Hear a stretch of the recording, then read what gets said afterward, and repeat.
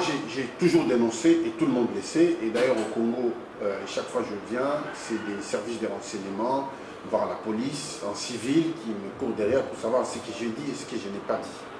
Mais ce qui est certain, c'est qu'ils n'ont pas compris ce pourquoi ils sont au pouvoir. Le pouvoir a besoin d'un contre-pouvoir. Parce que sinon, la dictature porte en lui-même les germes de sa propre destruction. Et elle finit par ronger la personne qui la détient et elle oublie complètement les repères et elle perd l'essence même d'orientation et elle finit comme un fou. Et Joseph Kabila, justement, a besoin d'un contre-pouvoir fort. Et nous lui rappelons sans cesse. J'ai fait une lettre ouverte à Joseph Kabila nommément. Je lui ai envoyé la lettre ouverte il y a 4 ans. Et dans mes différentes émissions, je lui parle, je m'adresse à lui et à son Premier ministre, à ses différents Premiers ministres. La manière dont il gère le pays est complètement inadaptée. Inadaptée par rapport au temps et à l'espace. Aujourd'hui, nous avons Internet, la jeunesse d'aujourd'hui est très informée, elle n'a plus besoin d'aller à l'école pour avoir l'information. Elle s'informe elle-même, et voire même elle connaît plus que les enseignants. Donc, ce n'est plus la même chose, on peut diriger un État comme on le faisait il y a quelques années. Il n'a pas compris ça. C'est pourquoi, je vais surenchérir là-dessus, vous avez aujourd'hui des fausses communes au Congo. Pourquoi? Parce que Kabila n'a pas accepté cette contestation dans son esprit et dans l'esprit de ses conseillers, qu'il n'arrête pas de lui dire sans cesse qu'il est aimé par le Congolais et que sa façon de diriger le Congo est correcte. Et pourtant, quand il a vu des gens dans la rue, il était en désaccord avec les propos qui lui ont toujours été apportés. Et par conséquent, il a opté pour la manière forte. Il a exécuté des gens froidement. On nous parle des 400, mais il y a plus de 400. Parce que nous avons également aussi des entrées dans les services de renseignement. Il y a plus de 400 parce qu'il y a encore des fosses communes derrière Maluku. Mais ça, dans les années à venir, il y aura des recherches et il y aura des autopsies pour que les coupables soient identifiés, condamnés et traduits en justice. Moi, j'ai été à plusieurs reprises dans l'hôpital Mamaïmo dont il parle, l'hôpital central. Elle ne peut pas accueillir plus de 100 personnes. Alors, il faut se demander dans quelles conditions les corps ont été conservés. Dans quelle morgue ces corps ont été conservés. Pourquoi refuse-t-il les autopsies? Pour savoir dans quelles conditions ces personnes sont mortes. Si réellement c'était des gens, des indigents, des gens abandonnés, on accepterait très facilement l'autopsie. Et nous restons campés là-dessus. C'est que le gouvernement actuel du Matata Pognon et le pouvoir de Joseph Kabila est entièrement responsable. Et ils devront un jour, tôt ou tard, répondre devant la justice. Ce que nous voulons aujourd'hui, tout d'abord, deux choses. La première, c'est que nous ne voulons pas que Kabila se représente aux élections. Ça, nous n'en voulons pas. Je l'ai dit, j'étais aux États-Unis, je l'ai dit, j'étais à Kinshasa, je l'ai répété. Même si, au moment où je voulais monter dans l'avion, les services de la DGN ont commencé à me compliquer. De l'immigration, ils sont venus me chercher. Monsieur, montrez-nous votre passeport. Et ça fait quelques histoires. Mais j'ai été clair là-dessus en leur disant, vous savez, je suis de l'opposition, je n'aime pas ce pouvoir, je suis contre ce pouvoir. Si c'est ça que vous voulez entendre, je vous l'ai dit, mais montez dans l'avion, je montrerai. Et je suis monté dans l'avion. Voilà, parce qu'il y avait des Congolais qui étaient en train de filmer avec leur téléphone portable. C'est peut-être ça qui a fait la pression et ils n'ont pas pu m'inquiéter. Mais ceci dit, le changement est inéluctable. Il est inhérent dans l'homme, dans l'être humain, les changements. Vous avez un enfant que vous dirigez à 2-3 ans, à 5-6 ans, à 18 ans, il vous dit, papa, on peut discuter. Si vous ne voulez pas discuter, il va se révéler. C'est ça. C'est inhérent dans l'homme. Donc je pense que les Congolais aussi. Nous voulons un pays stable qui mette la force au service de la justice. Je parlerai comme Mitterrand. Mitterrand, quand il a pris le pouvoir en 81, on lui a demandé de traduire Papon en justice. Il savait ce que Papon avait fait en 40-45. Mais ce n'était pas le moment, parce qu'il avait des priorités. Et chercher je dirais, à gérer toutes les priorités voudrait dire qu'on ne gère plus rien. Il ira en justice, Joseph Kabila, parce qu'il n'y a pas que de fausses communes. Il y a dans l'Est, à Kisangani, il y a eu l'armée rwandaise et ougandaise. Mais il y a eu beaucoup de massacres, il y a eu beaucoup de fausses communes, que l'on continue à découvrir jusqu'à ces jours. Emma Bonino, qui était à l'époque représentant de l'Union européenne, a dû démissionner à cause de ça. Nous avons des archives. Et nous ne sommes pas naïfs. Ou bien nous ne sommes pas de fous pour oublier le passé. Nous avons le passé avec nous. Mais nous avons des priorités. La priorité aujourd'hui, nous ne voulons pas voir Joseph Kabila à la tête de ces pays. Avec tout son groupe des aventuriers. Quand vous arrivez à Kinshasa, vous savez, vous comme moi, si vous voulez rencontrer un ministre, ce n'est pas à son bureau que vous allez les rencontrer. Vous allez les rencontrer dans un maquis, entouré des femmes. Voilà, donc ils dirigent le pays comme ils dirigent leur famille. Et comme ils n'ont pas des familles stables, ils considèrent que tout le monde ne doit pas être stable comme... voilà. Et nous faisons énormément du lobbying, que ce soit en Belgique, en France. D'ailleurs, avant que je ne vienne, on a eu une réunion en Belgique où pratiquement tous les Congolais de l'Europe sont arrivés à Bruxelles. Pour cette question, la pression est forte. Le pouvoir au Congo, comme c'est un pouvoir criminel, le pouvoir a peur. Ils veulent des garanties qui ne seront pas poursuivies. Et nous faisons la pression.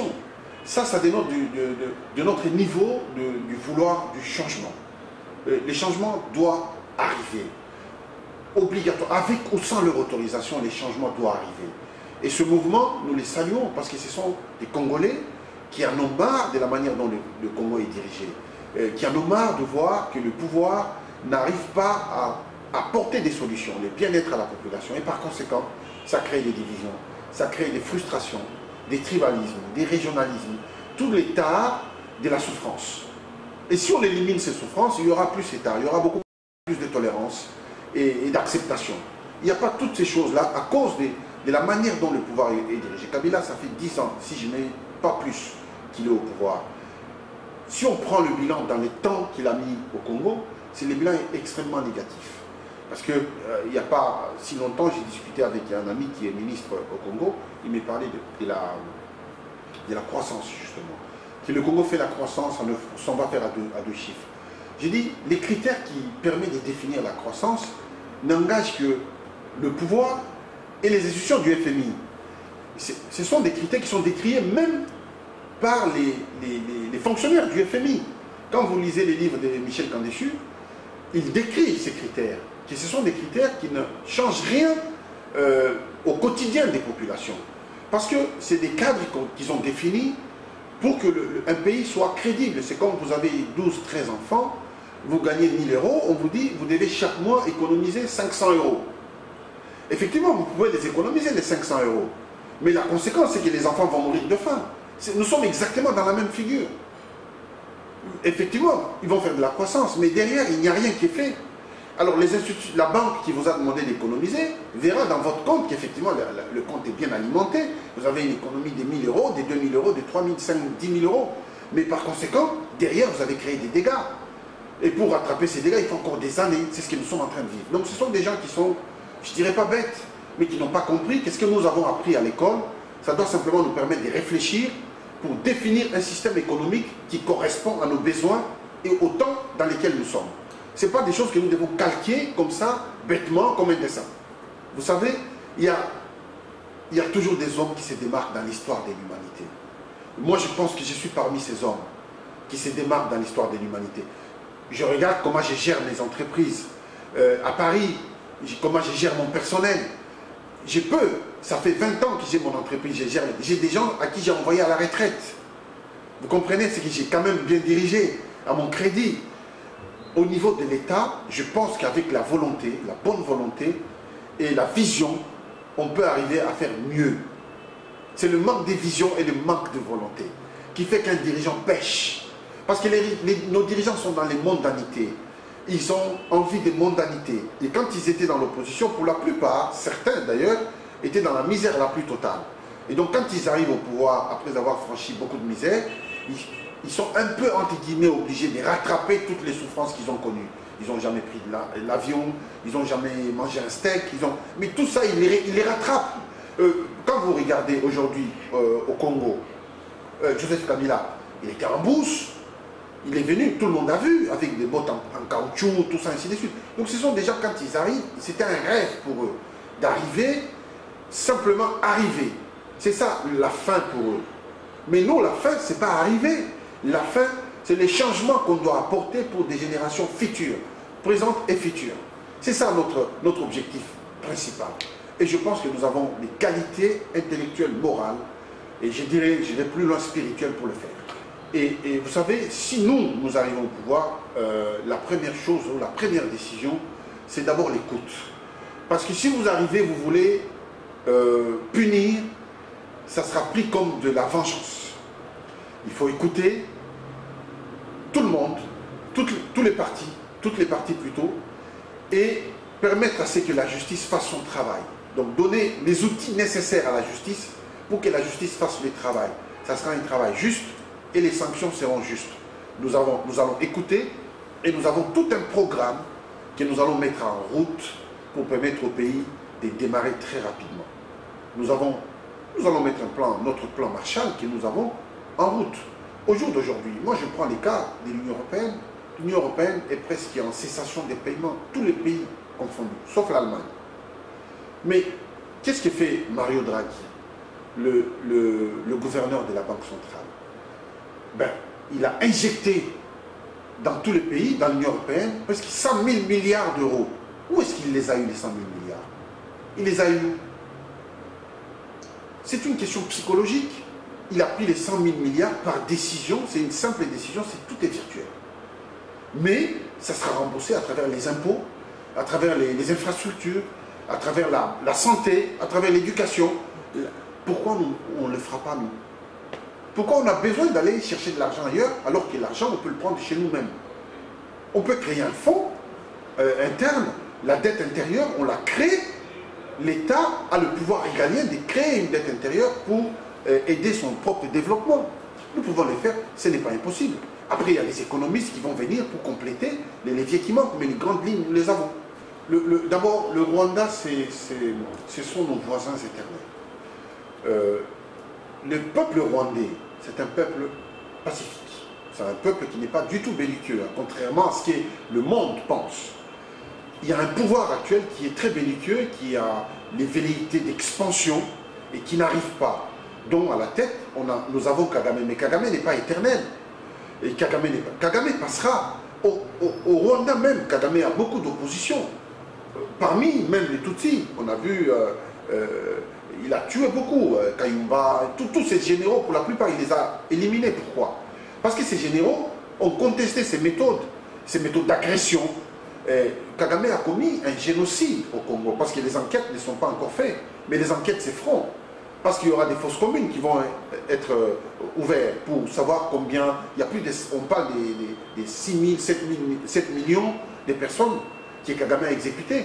Donc, ce pouvoir, c'est un pouvoir belliqueux, criminel, mais qui n'est pas éternel au Rwanda. Mais les peuples rwandais, nous devons avoir des bonnes relations, des voisinages avec tous nos voisins, y compris le Rwanda. Avoir des échanges commerciaux pour permettre à ce qu'il n'y ait plus jamais la guerre entre nous et les Rwandais. Mais ce pouvoir passera. Ça, c'est certain. S'il y a une chose dont je suis certain, c'est que ce pouvoir passera. Il n'est pas éternel.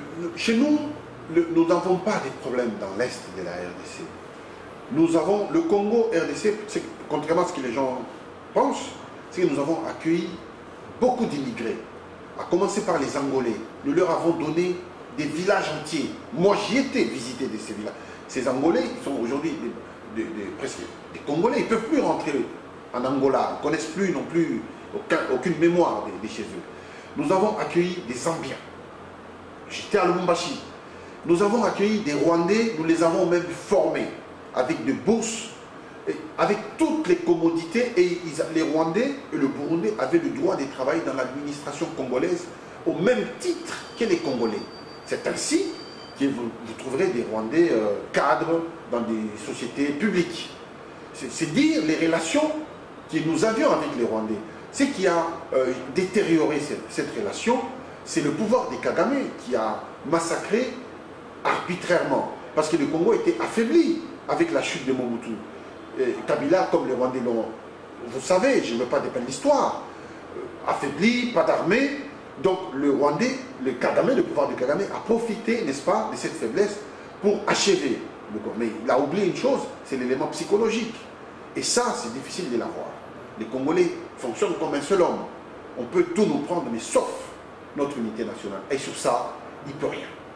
Ça, il ne peut rien. N'importe, même que ce soit les États-Unis, la Russie, n'importe quel pays, On ne peut pas nous prendre notre unité nationale. Nous sommes prêts à sacrifier nos vies pour ça. Nous sommes dans un moment historique de l'histoire de la RDC. Nos enfants aujourd'hui vont avoir 18 ans, 20 ans et au-delà. Donc c'est une génération qui arrive, qui a presque perdu la mémoire de notre pays. Pour la plupart sont nés à l'étranger. Je pense que chacun, là où il est, là où vous êtes, vous devez vous mobiliser énergiquement de toutes vos forces pour que les changements viennent au Congo. Vous ne devez pas considérer effectivement le pouvoir comme des ennemis, mais comme des adversaires qu'il faut mettre hors d'état de nuire. Et je pense que nous sommes là. J'ai toujours été à vos côtés. Vous m'avez éprouvé. Beaucoup de Congolais m'ont fait confiance. Vous m'avez accueilli au Canada, aux États-Unis, en Afrique du Sud, un peu partout, en Norvège, et je vous en remercie. Et encore une fois, je suis déterminé, plus que jamais, à arriver à nos objectifs que nous nous sommes fixés ensemble. Et je pense que l'Afrique en a besoin. Le changement dans toute l'Afrique ne passera que par les niveaux de conscience de tous les Africains. Que les Africains prennent conscience que ce n'est pas l'Europe qui viendra changer l'Afrique. L'Europe peut nous aider, peut nous appuyer, mais l'Europe ne fera jamais le travail à notre place. Et donc, nous avons plus que jamais besoin de vous, de votre aide, de vos conseils et de votre participation au travail, au combat que nous sommes en train de mener. Je vous remercie.